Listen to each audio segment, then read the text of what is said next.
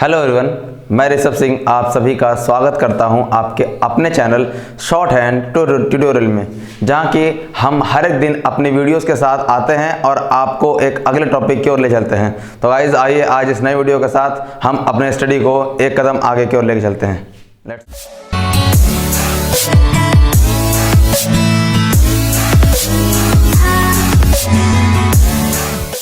आज का जो हमारा टॉपिक है वो है कंपाउंड कॉन्सोनेंट।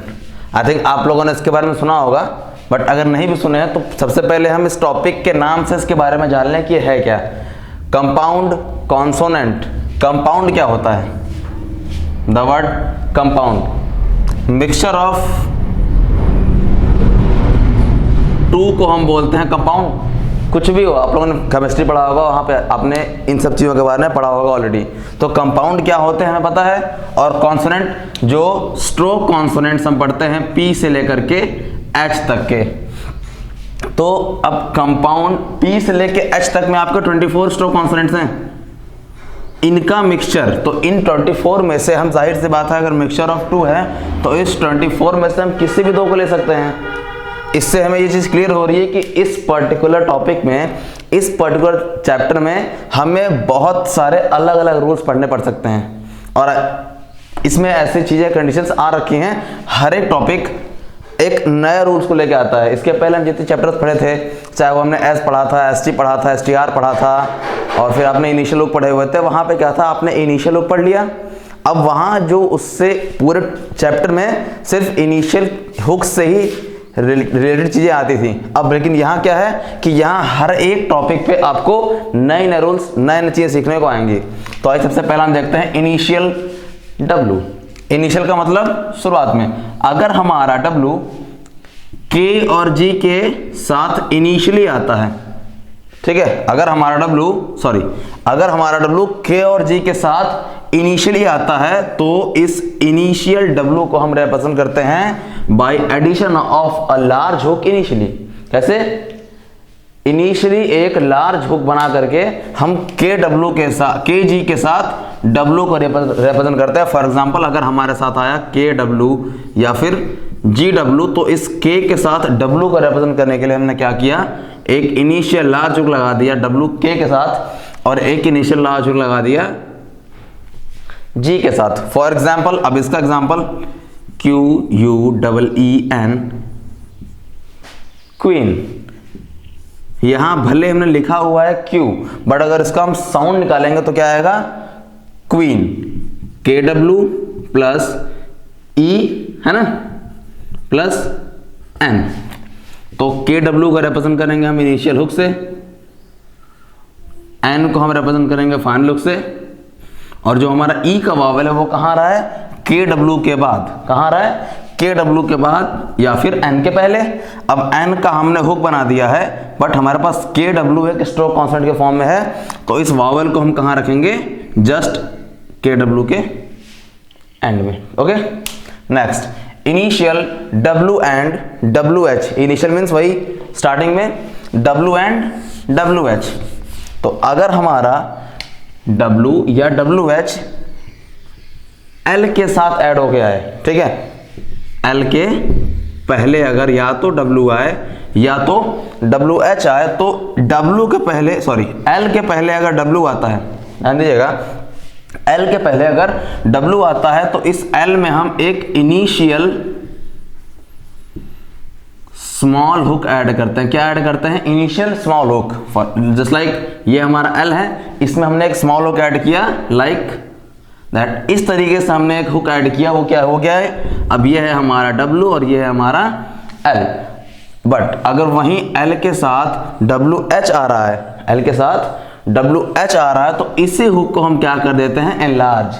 ठीक है, हम इनिशियली WH को L के पहले कैसे रिप्रेजेंट करते हैं, बाय एनलार्जिंग द हुक। तो इसी हुक को हमने एनलार्ज कर दिया। अब ये हमारे लिए हो गया WH और ये हो गया हमारे लिए L। अब इसके एग्जांपल देखिए, यहां से एक वर्ड लिया हमने एग्जांपल का, WELL, वेल। ठीक, ये बना हमारा WL। वॉवल्स के ऊपर आते हैं। वॉवल कहाँ है, W के बाद और L के पहले। कहाँ है, W के बाद और L के पहले। जो वॉवल W के बाद आ रहा है वो L के पहले आ रहा है। तो या तो उसको हम W के बाद रिप्रेजेंट करेंगे या तो L के पहले रिप्रेजेंट करेंगे। W को हमने रिप्रेजेंट कर दिया किससे? हुक से। हुक में हम वॉवल को अटैच नहीं कर सकते, ले दे के हमारे पास ऑप्शन क्या बचता है? L के पहले। सेम WH का एग्जांपल लिया हमने, WHALE, वेल, मतलब L के पहले साउंड क्या आया? WH।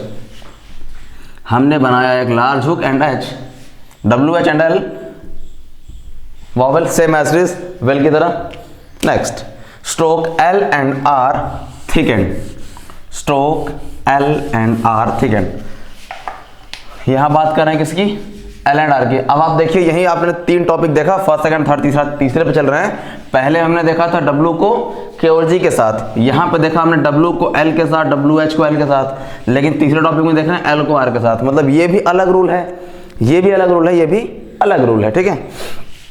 Stroke L and R thickened, जब भी हमारे दो स्ट्रोक L एंड R ये थिकेंड मतलब मोटा होना, तो L में अगर हमने ER जोड़ दिया या फिर R में ER जोड़ दिया, ठीक है, या फिर मैं अगर दूसरे शब्दों में कहूं तो अगर हमने L या R को थिकेंड फॉर्म में बना दिया, हल्का डार्क करके बना दिया, तो ये अपने साथ ER का एडिशन लेके आता है। मतलब जो चीजें हमें अभी तक L पढ़ रहे थे वो L से हो जाएंगी LER, और जो हम अभी तक R पढ़ रहे थे वो R से हो जाएगा RER।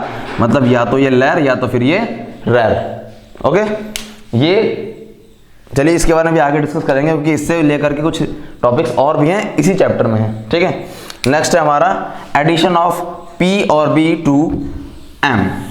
क्या है? एडिशन ऑफ P और B टू M, M के साथ, सॉरी एडिशन ऑफ, हाँ जी, एडिशन ऑफ P और B, P या B का जुड़ना, P या B का जुड़ना टू M, मतलब M के साथ, मतलब M में हमने P भी जोड़ा B भी जोड़ा, तो ये हमारा क्या बनेगा?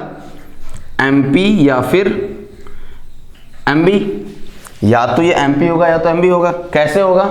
हमारा जो M का स्ट्रोक है, हमने अगर इस स्ट्रोक कांस्टेंट को नॉर्मली बनाया तो ये हमें रिप्रेजेंट करेगा M। इसी M के स्ट्रोक कांस्टेंट को हमने क्या कर दिया? थिकन कर दिया या फिर डार्क कर दिया, तो ये M से अब इसने अपने आकार को, सॉरी आकार तो इसकी वही है, साइज वही है, शेप में थोड़ा सा हमने क्या कर दिया? इसको थिकन कर दिया, मोटा कर दिया, डार्क कर दिया, जो कह ले आप, और इसने अपने साउंड को क्या कर दिया है? थोड़ा सा एक्सपेंड कर दिया। अब ये M की जगह MP या MB दोनों में से कोई सा भी साउंड कैरी करेगा। फॉर एग्जाम्पल हेम्प, हेम्पेन, ये सारे एग्जाम्पल्स आपकी बुक में दे रखे हैं, जहां आप टॉपिक को पढ़ रहे हैं सारे के सारे एग्जाम्पल्स आपके वहीं पे दे रखे हैं। एक वर्ड है आपका एम्बॉस। अब इसको हम बनाएंगे किस तरीके से? हेम्प, अगर आपके सामने सपोज P ना हो, हेम हो, हमने हेम कैसे बनाया? जो हमने अभी एस्पिरेट्स में पढ़ रखा था। अब ये क्या है हमारा? ये M है। इस M को MP करने के लिए क्या करना होगा? इसी स्ट्रोक कॉन्सोनेंट को हमने क्या कर दिया? थिकन कर दिया।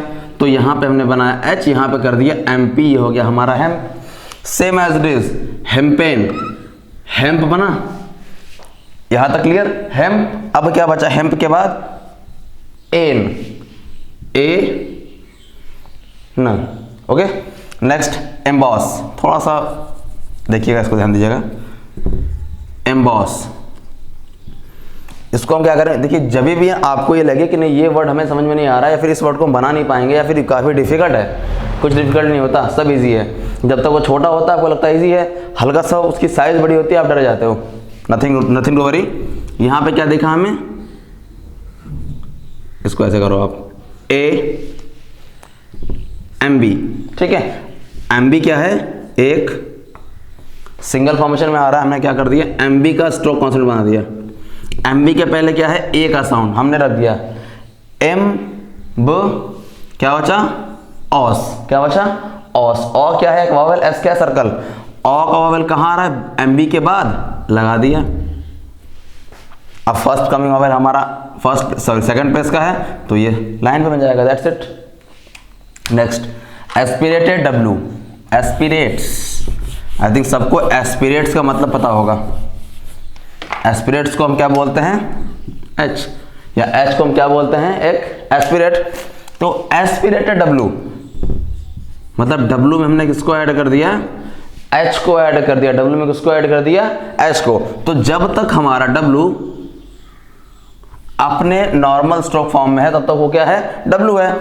अब ये डब्लू एच कैसे बनेगा, तो इसका जो हमारा हुक है डब्लू का, इसको अगर हम एनलार्ज कर देते हैं, बड़ा कर देते हैं, तो ये डब्लू की जगह डब्लू एच का साउंड देता है। स्ट्रोक बड़ी नहीं होगी, स्ट्रोक बड़ी नहीं होगी, सिर्फ और सिर्फ क्या होगा, ये जो हुक है हमारा, हुक का जो साइज है ना, इसको हमने एनलार्ज करना है, दैट्स इट।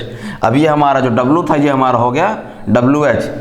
तो अब हमारे सामने अगर एक वर्ड है WHERE, वेयर, तो हमने क्या बनाना है, WH हमारे सामने आया और ये R, ये बना हमारा WH, ये बना हमारा R। WH के बाद ए का साउंड हमने यहाँ रख दिया, second place on the line. और कहाँ गया W से तो आप इसके पहले बना ही रहे थे, वेक, अवेक, अवेक बना दिया आपने, कुछ भी बना दिया, वो तो आपका प्रीवियस रूल है, उसमें कोई डाउट होना नहीं चाहिए। Next, vowels preceding W, vowel preceding W मतलब W के पहले अगर कोई वॉवल आ जाए तो आपने यहाँ पे कई सारे रूल्स देखे। यहाँ पे एक रूल देखा एस्पिरेटेड W, यहाँ देखा आपने वॉवल्स प्रेसीडिंग W, यहाँ भी आपने W देखा, यहाँ भी WH देखा, WL देखा। अब सपोज आपके सामने एक वर्ड आ रहा है, यहाँ से वेल, यहाँ से वेल, एस्पिरेटेड से आपने ले लिया, चलिए वेयर, और एक नॉर्मल से ले लिया आपने वेक, ठीक है। इसलिए पुराना रूल है ये W का एस्पिरेटेड फॉर्म से, एब्रिवेटेड फॉर्म से, ठीक है। इन्होंने क्या कहा, आपने इसको बनाया हुक फॉर्मेशन से, इसको भी बनाया हुक फॉर्मेशन से, और आपने इसको भी बनाया हुक को एनलार्ज करके, मतलब हुक फॉर्मेशन से ही। बट ये जो टॉपिक है ये क्या बता रहा है कि अगर ये हमारा जितने भी W है कहाँ आए हैं, इनिशियली, तो अगर इस इनिशियल W के पहले कोई वॉवेल आ जाए, अगर इस इनिशियल W के पहले कोई वॉवल आ जाए, तो जाहिर सी बात है इस इनिशियल जो कमिंग वॉवल है इसको रखने के लिए हमें एक स्ट्रोक चाहिए होगा, और वो स्ट्रोक जो है सिर्फ और सिर्फ W ही दे पाएगा, ध्यान रखिएगा, वो स्ट्रोक सिर्फ और सिर्फ W ही दे पाएगा। तो उस कंडीशन में ये जितने भी हमारे हुक फॉर्मेशन है ना, जितने भी हमारे हुक फॉर्मेशन है, इन सारे हुक फॉर्मेशन को हमें तोड़ना पड़ेगा। हम क्या करेंगे, हम कुछ ऐसा बनाएंगे, मतलब हम ऐसा हो सकता है इसकी जगह पे हम इसको यूज कर लें, इसकी जगह पे इसको, क्योंकि हमारे पास अभी क्या है ना, W को रिप्रेजेंट करने के करीब 4 से 6 तरीके हो गए हमारे पास। तो हम उस तरीके को प्रेफर करेंगे जो तरीका हमें इस वॉवल को रिप्रेजेंट करने में आसानी देगा, या फिर इस वॉवल को रिप्रेजेंट कर सकेगा। हम उस तरीके को यूज नहीं कर सकते हैं जहां पे कि हम इस वॉवल को रिप्रेजेंट ना कर सके। अब आपके सामने मैं एग्जांपल दे रहा हूं एक वर्ड का, WHILE वाइल, और एक दिया WHILE अवाइल, ठीक है। अब इस वाइल के लिए आपने क्या देखा, ये WH है L के पहले, इनिशियल WH, तो आपने इसको इस तरह से बना दिया, ठीक है, कोई डाउट नहीं होगा। अब नेक्स्ट हमारा जो वर्ड है अवाइल, तो अब एटलीस्ट इस अवाइल को इस वाइल की तरह तो नहीं बना सकते, क्योंकि हमने यहाँ पे WH को रिप्रेजेंट कर रखा है एक हुक फॉर्मेशन से। तो अब हमारे सामने जो दूसरा रास्ता आएगा वो क्या आएगा कि ये हमारा WH है, ये हमारा WH है, तो WH रूल पढ़ा, एस्पिरेट W, मतलब W के साथ H को ऐड करने के लिए, WH बनाने के लिए हमें क्या करना होगा, इस हुक को एनलार्ज करना होगा। तो अब हम WH का ये वाला फॉर्मेशन लेंगे, तो ये बना हमारा WH, ये बना हमारा L, ए वाइल। ये वॉवेल खुद को कहाँ रिप्रेजेंट करना चाह रहा था, WH के पहले, था ना, WH के पहले हुआ तो है, ठीक है। तो अब ये वॉवेल अपने आप को कहाँ रिप्रेजेंट करेगा, WH के पहले। तो ऐसी जितने भी कंडीशंस आ जाएंगे आपके सामने, वहां आप इस हुक्स को तोड़ देंगे। अगला टॉपिक है हमारा स्ट्रोक L एंड KW। आपने KW को देखा हुआ था, इनिशियल KW कैसे रिप्रेजेंट करते हैं, ठीक है। अब क्या है स्ट्रोक L एंड KW, मतलब अगर इस KW के तुरंत बाद L आता है तो इस L को, क्योंकि देखिए हमारे पास अब L को रिप्रेजेंट करने के लिए 2 फॉर्मेशन आ चुकी है, अपवर्ड एंड डाउनवर्ड। तो KW के बाद हमारा L कब अपवर्ड जाएगा और कब डाउनवर्ड जाएगा, हमें इसको ध्यान देना है। तो जब भी हमारा L KW के बाद आए और इस फाइनल L के बाद वॉवेल हो, ध्यान दीजिएगा, इस फाइनल L के बाद वॉवेल हो तो इन दैट केस हमारा L अपवर्ड जाएगा, और अगर वॉवेल नहीं है, L के बाद वॉवेल नहीं है, तो हमारा L डाउनवर्ड आएगा। फिर से देखिएगा, अगर हमारे KW के तुरंत बाद L है, तो अगर इस L के बाद वॉवेल है तो L अपवर्ड, और अगर L के बाद वॉवेल नहीं है तो L डाउनवर्ड।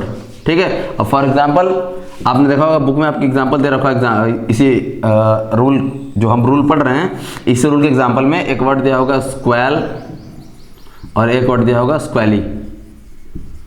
तो आपका स्क्वेल बना होगा डाउनवर्ड L के साथ और स्क्वेली बना होगा अपवर्ड L के साथ। क्यों? क्योंकि हमने साफ साफ भी कहा ना कि अगर आपके फाइनल L के बाद वॉवेल है स्क्वेली तो ये बनेगा अपवर्ड, अगर वॉवेल नहीं है तो बनेगा हमारा डाउनवर्ड। ठीक है, squall and squally. Next, use of LR and RR science. याद होगा आपको ये टॉपिक, अभी मैंने बताया था आपको, L को या फिर R को हम थेकन करते हैं तो वो अपने साथ L अपने साथ ER लर, या फिर R अपने साथ ER रर, लर रर RR LR साउंड्स को क्रिएट करते हैं। बट ये कब क्रिएट करते हैं, कब नहीं करते हैं। कब हम L को थिकन फॉर्म में बनाएंगे, R को थिकन फॉर्म में बनाएंगे, और कब नहीं बनाएंगे, ये जाना जरूरी है। तो आपको याद होगा हमने आपको पढ़ाया था रूट एंड डेरिवेटिव्स, ये स्टार्टिंग से पढ़ रहे हैं हम, रूट एंड डेरिवेटिव्स। रूट क्या होते हैं? जो हमारा मेन वर्ड होता है, जहां से एक वर्ड की ओरिजिन होती है, उसको हम बोलते हैं रूट वर्ड, और उसी रूट वर्ड में हमने किसी प्रेफिक्स को ऐड कर दिया, मतलब root plus prefix is equal to हो गया हमारा डेरिवेटिव्स, इज इक्वल टू हो गया हमारा डेरिवेटिव्स। तो अब इसका यहाँ पे क्या रोल है? तो इसका यहाँ सीधा सीधा एक ही रोल है कि अगर हमारा रूट वर्ड, देखिए LR और RR, ये हमारा तभी, ये हमारा LR के लिए और RR के लिए हमारा तभी थिकेंड होगा जब ये डाउनवर्ड फॉर्म में आएगा। जब ये अपवर्ड फॉर्म में आएगा तो उसको आप थिकेंड नहीं कर सकते हैं। तो अगर हमारे रूट वर्ड में, अगर हमारे मेन वर्ड में, टॉपिक को थोड़ा ध्यान से सुनिएगा, अगर हमारे रूट या फिर मेन वर्ड में L का अपवर्ड फॉर्म बना हुआ है, L का अपवर्ड फॉर्म बना हुआ है, तो इससे बने डेरिवेटिव में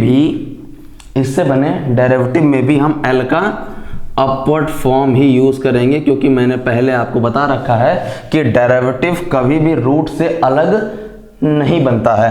तो अगर हमारा डेरिवेटिव में भी L का अपवर्ड फॉर्म बनेगा तो जाहिर सी बात है उस L के साथ जो R ऐड होगा उसको हम थिकन करके नहीं रिप्रेजेंट कर सकते हैं। तो एज इट इज, जैसे हम पहले करते थे कि L का स्ट्रोक अलग और R का स्ट्रोक अलग। एग्जाम्पल देखते हैं इसका। एक वर्ड लिया हमने, सपोज आपके यहाँ पे बॉयल, BOIL, बॉयल, और एक एग्जाम्पल लिया बॉयलर। अब बॉयल हमारा बेसिकली हम स्टार्टिंग से बना रहे हैं, ठीक है।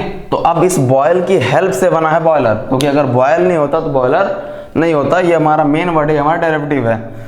तो मैंने क्या कहा था कि हम यहाँ पे देखिए आपके सामने LR आया, बट अभी हमने बताया कि हम डेरिवेटिव में रूट की फॉर्मेशन वैसे ही रखते हैं, मतलब बॉयल हमारा वैसे का वैसे ही होगा, एक्स्ट्रा जो ऐड होगा ना उसको हम एक्स्ट्रा बना देंगे। तो यहाँ पे ऐसी कंडीशंस में हम क्या करते हैं, LR या फिर RR का थिकन फॉर्म वाला साइन यूज नहीं करते हैं। बाकी ऐसे एग्जांपल्स और भी आपके बुक में दे रखे हैं, उसको देख लीजिएगा, और नहीं समझ में आएगा तो आप दोबारा हमसे पूछ सकते हैं, नो इशू। नेक्स्ट टॉपिक है हमारा vowel after final R। Final R, अगर हमारा R फाइनली आ रहा है, ठीक है, R फाइनली कहाँ आएगा, जाहिर सी बात है अभी जो हमने पढ़ा LER RER, तो इसी के लिए तो थिकन कर रहे थे ना हम, मतलब हमने इस R को क्या कर दिया था, ओमिट कर दिया था। कहाँ ओमिट किया था, इस L और इस R के अंदर। देखिए कंपाउंड कॉन्सोनेंट जो हमारा चैप्टर है ना, थोड़ा सा पेचीदा है, तो थोड़ा आप अगर ध्यान देंगे तो सारी की सारी चीज़ें आपको क्लियर हो जाएंगी। आपको क्लियर नहीं होंगी, आप वीडियोस दोबारा देख लेना, कोई दिक्कत नहीं है। फिर भी क्लियर नहीं होगा, हम आपको अवेलेबल हो जाएंगे on call, on Instagram, even on message, WhatsApp, DP, आप किधर को भी कर सकते हैं, हर जगह आपको मिल जाएंगे हम। तो देखिए ये जो हमने क्या देखा, LER या फिर RER, यहाँ हमने R को कर दिया L में ओमिट और यहाँ पे R को हमने कर दिया R में ओमिट। तो अगर हमारा ये फाइनल R जो है अपने साथ कोई वॉवल कैरी कर ले, अगर ये अपने साथ कोई फाइनल वॉवल कैरी कर ले, तो इस वॉवल को रिप्रेजेंट करने के लिए ना, इस वॉवल को रिप्रेजेंट करने के लिए हमारे पास सिर्फ एक ही जगह है जस्ट आफ्टर R, जो कि नहीं है, जो कि नहीं है। क्यों नहीं है? क्योंकि इसने अपने आप को ओमिट कर लिया है इस L के अंदर। तो इस वॉवल को रिप्रेजेंट करने के लिए फिर क्या करेंगे, हम इस रूल को दोबारा ब्रेक कर देंगे, दोबारा तोड़ देंगे। यहाँ पे भी ये रूल अप्लाई नहीं होगा, क्योंकि हम स्टार्टिंग से पढ़ रहे हैं कि a final vowel requires a final stroke consonant, और इस वर्ड में हमारा फाइनल स्ट्रोक कॉन्सोनेंट जो है वो है R।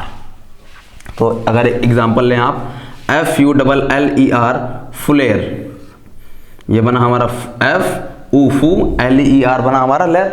लेकिन अगर वहीं पे एक वर्ड ले लिया हमने फुलेरी, जो कि आपके बुक में दे रखा है, ठीक है। अब यहाँ वॉवेल आ रहा लास्ट में R के बाद, तो F बनेगा अलग, L बनेगा अलग, R बनेगा अलग, फुलेरी ये बनेगा तुरंत आपका स्ट्रोक, ठीक है। यहाँ पे आपने क्या देखा, L और R ब्रेक हो गया। क्यों ब्रेक हो गया? क्योंकि फाइनली R के बाद एक वॉवेल आ रहा था। Okay, next, hooked form of MP। Hooked form of MP, MP तो आपने पढ़ लिया था कि अगर आपने M के स्ट्रोक कॉन्स्टेंट को थिकन कर दिया, M के स्ट्रोक कॉन्स्टेंट को थिकन कर दिया, तो या तो ये MP या तो MB हो गया। अब क्या है, हुक्ड फॉर्म ऑफ MP। क्या है? हुक्ड फॉर्म ऑफ MP, मतलब इसमें हुक लगने की बात कर रहे हैं हम, इस MP के स्ट्रोक कॉन्स्टेंट में हुक लगाने की बात कर रहे हैं। तो अगर हम हुक की बात करें तो हम ये कर सकते हैं, मतलब ये क्या है हमारे लिए, MP के साथ इनिशियली हुक लगा R, नेक्स्ट MP के साथ इनिशियली हुक लगा लार्ज L, MP N और MP के साथ शन हुक। मतलब अगर आप देखें इस टॉपिक को, हुक्ड फॉर्म ऑफ MP, तो MP के हुक्ड फॉर्म जो आपको दिखेंगे वो कितने दिखेंगे, 4, MPR, MPL, MPN and MP के साथ शन हुक।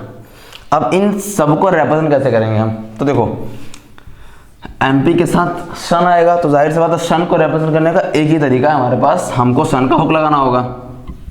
N आए तो N को भी रिप्रेजेंट करने का एक ही तरीका है, MP में हमें N का हुक लगाना पड़ेगा, ये शन हुक और ये N हुक। कैसे लगाएंगे? ये बना हमारा MP, इसमें लगा दिया शन हुक, ये बना हमारा MP, इसमें लगा दिया हमने N हुक। प्रॉब्लम कहाँ क्रिएट होती है? MPR एंड MPL में। कैसे, वो देखते हैं।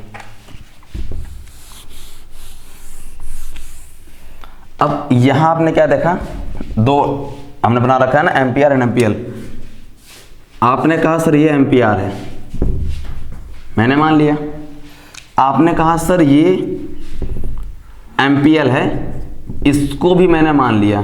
मतलब आपने कहा, हम कह रहे हैं सही है, बट अगर मैं बोलूं ये MPR है और ये MPL है, तो क्या आप इसको गलत साबित कर सकते हैं? क्योंकि ये भी MPR है, ये भी MPR है, ये भी MPL, ये भी MPL है। तो अब हमारे सामने जो चीज़ें सामने आती हैं वो क्या आती हैं कि हम कब किस फॉर्मेशन का यूज़ करेंगे, क्योंकि इसके पहले भी हमारे सामने किसी भी पर्टिकुलर स्ट्रोक कॉन्सोनेंट को रिप्रेजेंट करने के 2 फॉर्मेशन आ चुके हैं।